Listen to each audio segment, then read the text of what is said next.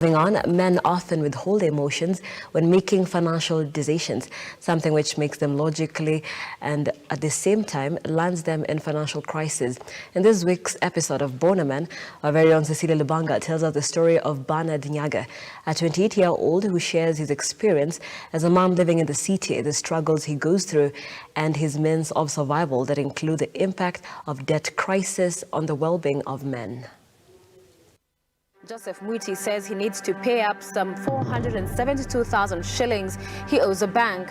The average Kenyan man has 4.3 loans per person. Now to the plight of 3 young men whose hopes of helping to boost the country's hospital bed capacity to cope with the pandemic were raised dramatically and then dashed, leaving them with a huge debt.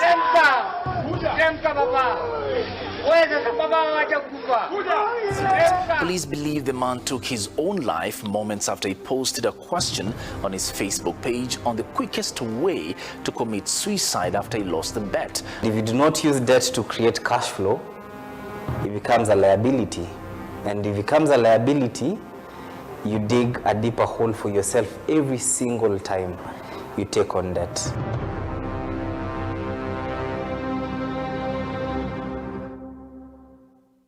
Depression and suicide among men has been reported in the recent past to be taking an upward trajectory, with the majority of men tracing themselves in debt crisis due to the high cost of living. Now, with the existence of numerous platforms that service debt at everyone's disposal, a majority of men are now chained to debt crisis, having been tasked with the responsibility of upholding a certain image by the society.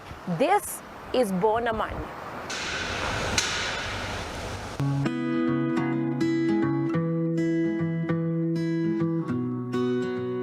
I'm one of the world's biggest introverts. However, I think because of society, at some points I have to be extroverted.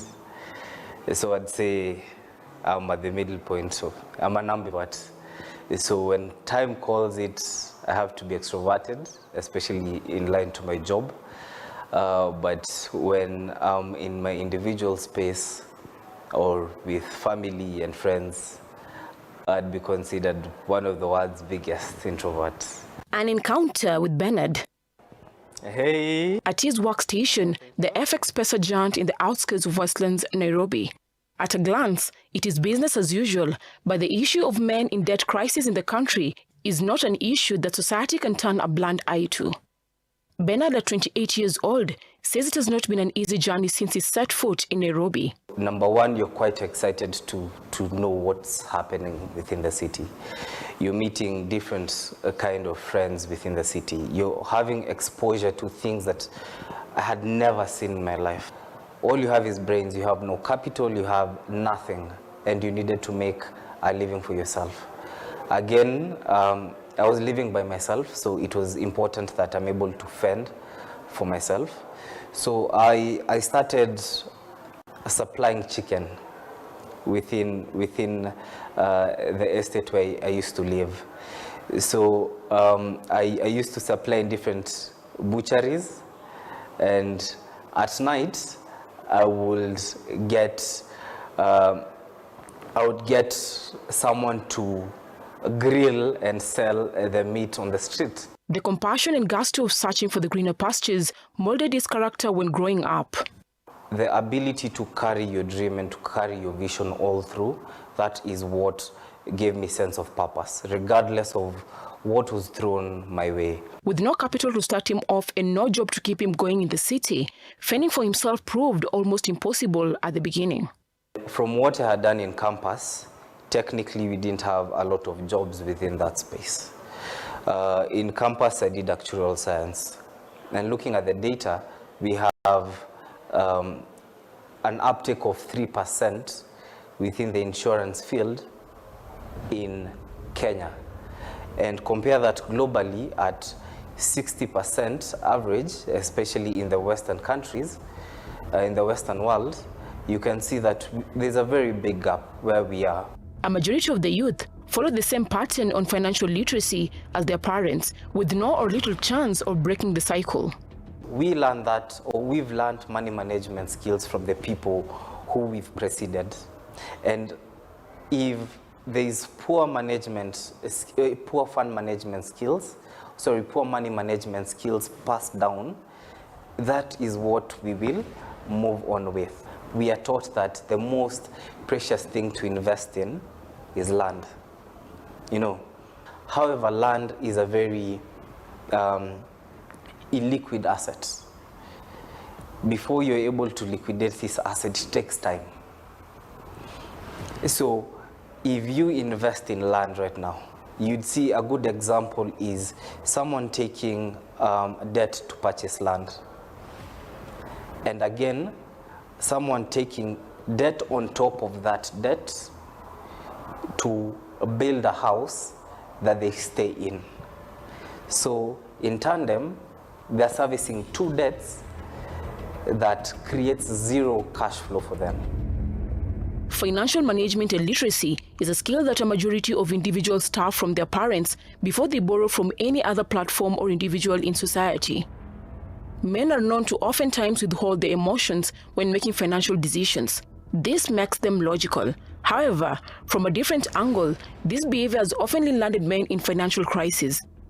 You see, if you do not use debt in a productive way to create cash flows, at the end of the day, this debt will come to bite you because you need to pay what you owe.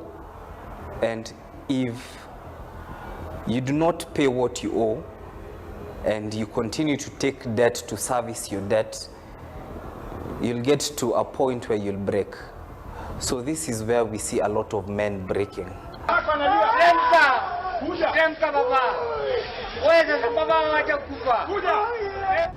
According to Bernard, there's an unspoken challenge for many young professionals: black tax. It is inescapable for many young adults in Africa to carry the financial burden of supporting their extended families.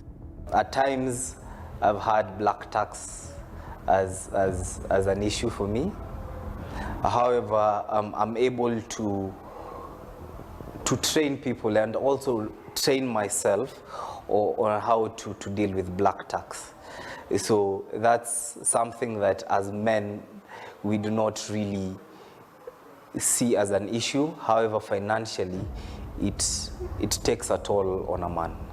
Soaring inflation has continued to pile woe upon crisis upon uncertainty in the efforts to survive in the current economy.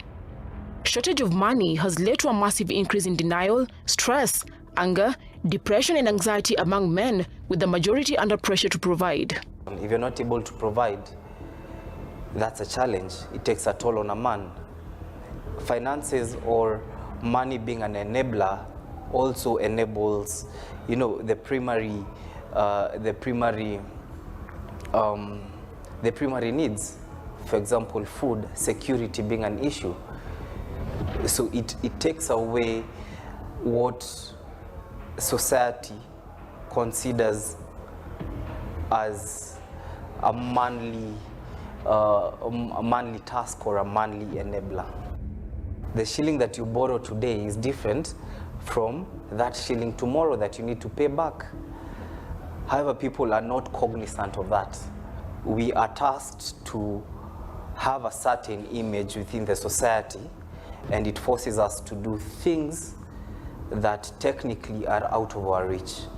We should also check up on men and ensure that this particular gender is well sensitized, is well taken care of, is well within reasonable bounds, taught how to deal with mental health, and more also empowered with financial literacy.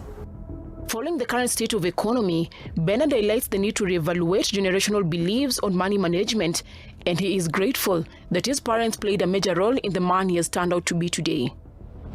With the future still bleak and fragile, Bernard lives each day hoping that from where he stands financially, his knowledge will go an extra mile to save him from falling into debt crisis. It is a clarion call to the society at large to pay keen attention to the needs and wants of a man, keeping in mind what is realistic and achievable. Cecilia Lubanga, Look Up TV, Nairobi. Thank you, Cecilia Lubanga, for that feature.